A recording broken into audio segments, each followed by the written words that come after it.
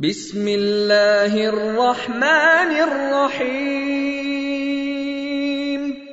قل أعوذ برب الناس ملك الناس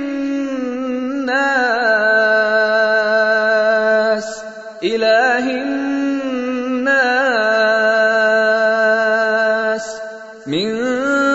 شر الوسواس الخناس الذي يوسوس في صدور الناس من الجنة والناس